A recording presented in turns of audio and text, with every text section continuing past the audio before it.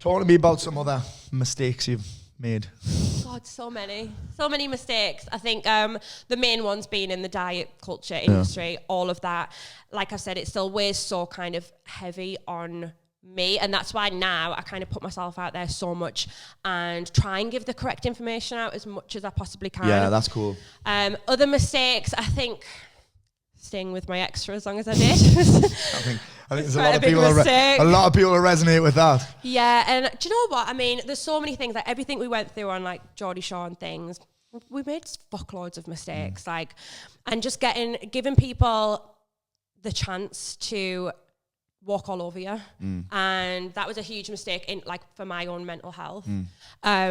And dealing with it for that long and just being like completely blind to it, and not even being blind, just turning a blind eye to it, knowing it was going on, but not having the self-respect or the self-love enough to actually think I deserved better. Because I genuinely always thought, oh, well, I've slept with people that I fancied when I was single, and that's such a bad thing. I was made to believe that was such a bad thing. Well, my ex did. He made me feel like it was horrendous. Everyone on social media would say no one's ever going to want to wife that. And I believed them for so many years. And I thought, God, I really shouldn't have slept with these people. Well, I think the only difference between you and a lot of other females and even men is that you were just in the public eye. Exactly. Everyone was doing it at uni. Everyone pretends they're not doing it because it's not in the public. Everyone was cheating on the people in production. Like all the production crew were getting with each other. Do you know what I mean? They all had partners. But yet, because mine was on TV, all of these people on social media just being like, yeah, no one's going to want to wife that. And then just making all these like, just, what's it called? Slut shaming. So I was massively slut shamed for so many years, and then getting with Jacob and him being a footballer and having to go to different football changing rooms and deal with the banter that comes from being with somebody like me. He had to have a really, really thick skin, and he just laughs about it. He thinks it's funny. But other people really couldn't. They couldn't take the banter that came with being with someone like me. And do you ever struggle now mentally with anything? I mean, your energy's fucking class, by the way. I'm digging your energy. I'm feeling your energy.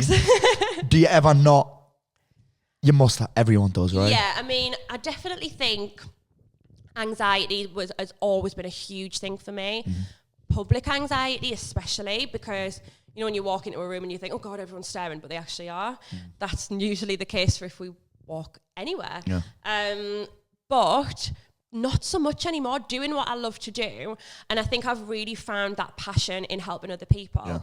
And that helps me so much. I mean, I don't leave the house very often. So your focus has become less about you. And look at that, I'm bleeding on your table. Oh, it's fine, don't worry, it's varnished. That'll just wipe straight off. Look at this. Wowzers. So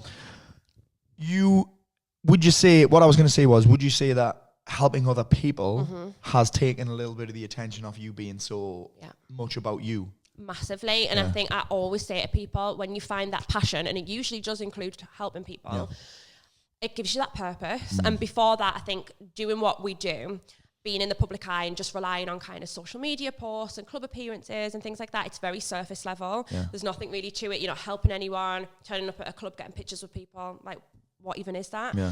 And then I think I was lost for a lot of years, and that's kind of where the diet products came into it, and just not really having anything else. And then when I actually put my time and effort into learning something, I don't know many people in the fitness industry, you know, with blue ticks who do have qualifications. They use other trainers who have qualifications, and that information comes from them. And that's all well and good, but I've spent 3 years educating myself to a level where I can personally sit with people one-to-one and know what I'm talking about.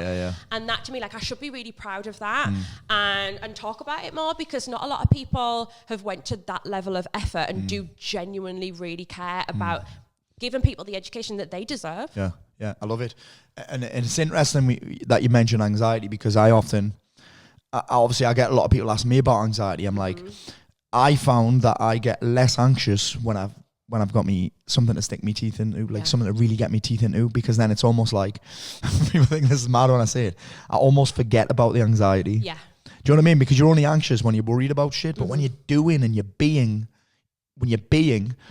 the anxious thoughts, there's nowhere for them to go. There's no room for them. Do you know what I mean? I do this on flights. Everyone's like, oh, Paul, how do you get over them panic attacks on flights? I'm like, I'm just fucking busy. Or my mind's busy.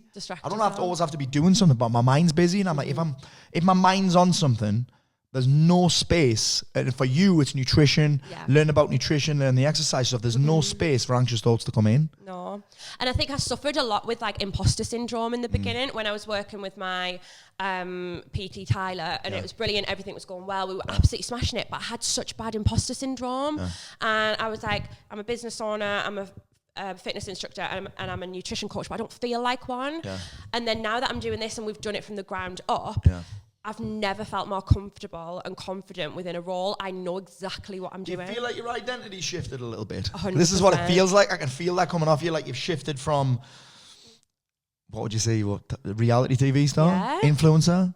Yeah, I mean, influencer. I mean, we just fell into being an influencer, to be fair, because that wasn't a thing until... It wasn't a thing until, you know, a couple of years ago, maybe like 6-7 years ago. I remember I got asked to, for someone to send me a phone case, and all I had to do was post it. I was like, what, you're going to send me a free phone case? And all I have to do is put a picture on of it. Yes, send it my way. I'm still doing that now. Do you know the first thing that I got gifted, right? What? The first thing that I got gifted was cheese.